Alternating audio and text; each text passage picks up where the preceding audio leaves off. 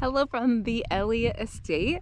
I am in the lavender fields. I'm in the rows this afternoon because I am spending some time doing some maintenance, some cleanup, and some organization of irrigation lines and stuff. So I wanted to show you how our irrigation is going to be running this year, because it's a little bit different than last year. One, because we finally have a water well. I'm so excited. So let me flip you around and I will explain how we're going about it this year to get water to all of our little lavender babies. We'll start in this first quadrant because this is what we started with last year. And so to get water to all of the lavender last year, we had a big stock tank that we had sitting over here, and my father-in-law and husband kind of helped rig it up to where it went off on a timer, and then it pushed water through all of our lines. So off of that tank we had a timer so that it would run however long we needed it to run, to where the lavender was getting significant water, or sufficient water, sorry. And so off of that tank I had a 1/2 inch supply line that ran all the way down the rows, and then in that 1/2 inch supply line I tapped in with a adapter, and then I ran the 1/2 inch line that went to each of the plants. This year is a little bit different because, like I said, we have water, we have a well, and here in a couple days it'll be turned on. We'll have everything hooked up, which is really exciting. So in each of the quadrants, I had them install 2 frost-free hydrants, just so that we had water to whatever we needed in the future. Right now I'm only going to be utilizing the one for watering this entire field, and so I have a local guy that helped me get the necessary parts. They have like a store for like irrigation and stuff for the local farmers around here and that kind of thing. And so this year we ended up swapping out that 1/2 inch supply line that ran across the rows to a 1 inch supply. He thought that would be more sufficient to get water all the way down to like our last row. So what I'm going to do is just take that 1 inch supply line all the way down, and then here where the grass is, I'm going to dig underneath the grass and kind of bury that line so we don't have tripping hazards going in and out of the rows for the future. And then I have adapters. So like I was saying, I had adapters that teed off of that supply line that ran to each of the rows, and I'll show you the difference because he suggested that we up this little nipple essentially. See how the difference, oops, let's get it on the right side, Alyssa. There is a significant difference, excuse my dirty hands, I was getting weeds pulled and stuff, so that our water wasn't being necked down so much. So I'm going to be swapping out for all of these little guys, and so this will go into that 1 inch supply line, and then this will attach into our 1/2 inch line that runs to each of the lavenders. And it's really nice because like if we aren't using a row, I can turn off the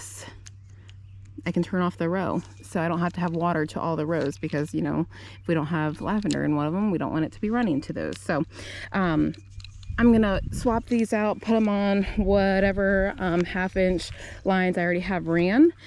And then he also hooked me up with this guy. So off of our frost-free hydrants, I will have a timer that will turn on at a certain time, and then it will run for whatever duration amount of time that I want it to run, that I think that the water is getting to the lavender in. So I'll have a timer there, and then he put this little bit on here which attaches into the timer. There's an adapter which you're seeing that goes from here to there, just to up the thread size. And then this big thing, I believe it's a backflow preventer and also a pressure regulator. So that way the pressure is more thorough throughout. And then it necks down to where my 1 inch supply line is going to be going on. And he has clamps that he hooked me up with too. So essentially this will be just like this, with the timer on there going into that 1 inch supply line. I'll dig underneath of where the grass is, And then I think we're ready for water whenever the guys come out and get everything turned on. So I'm going to use this time right now just to get that supply line run and then dug throughout. So let's go.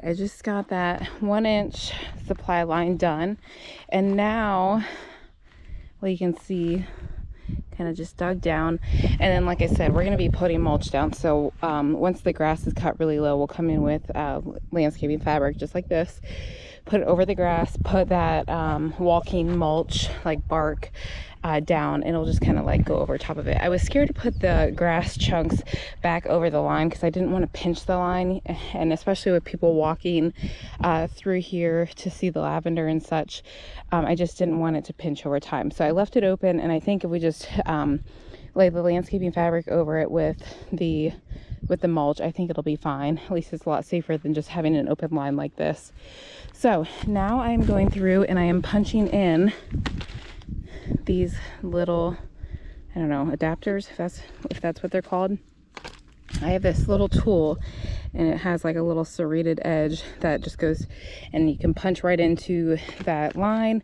And then this little part, let's put it in the shade, that little part has like a tongue there, or a shark bite or whatever it's called, and that just goes right into that supply line, and then you can cinch it down.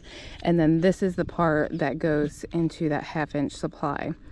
So I'll pump it into that 1/2-inch and then screw it down real tight so it doesn't come off. And then, like I said, it's an on-off valve that is really handy. And then whenever we're at the very, very end down there, he gave me this little end cap that I can, it's just like a plug that goes in there so the water doesn't seep out, obviously. So let's get, I think I only have 4 more lines ran.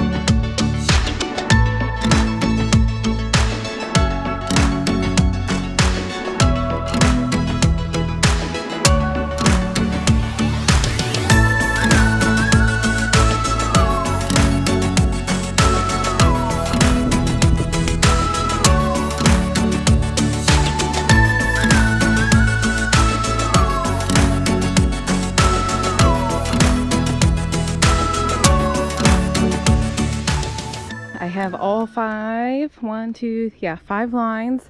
Now whenever we get ready to plant up these rows, obviously I'll add in a whole nother row or a whole nother run of drip, but we are pretty set. And I'm not anticipating the lavender once at full maturity to need a bunch of water. You know, obviously lavender is pretty drought tolerant and such, and they want well draining soil and stuff, but to get them established, you know, they're gonna need sufficient water or adequate water.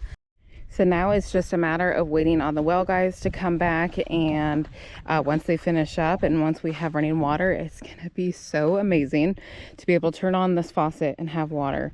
And then I'll put my timer, and then that whole shenanigans of adapters and stuff to get to my 1-inch supply line. Last year, whenever I had ran these line originally, I bought everything from dripdepot.com. They have literally all of the irrigation supplies, adapters, shut-off valves, like literally everything you could want, your lines, to do anything. If you're wanting irrigation lines for like your flower beds at home, or if you're wanting to do something more commercial rate like this, they have a lot of stuff, and a lot of the times they have free shipping over a certain amount of dollars. So anyway, check them out if you're looking for drip supplies to get to your own home. But I'm so happy to have this supply line ran and those adapters like tied in and everything, and we do have a whole nother quadrant of lavender to hook up to water. So anyway, that is all for this video. I just wanted to show you how I'm switching that over and how I'm getting things prepped for our water that should be turned on here soon. So anyway, thank you guys for visiting the Eliot estate. Bye bye.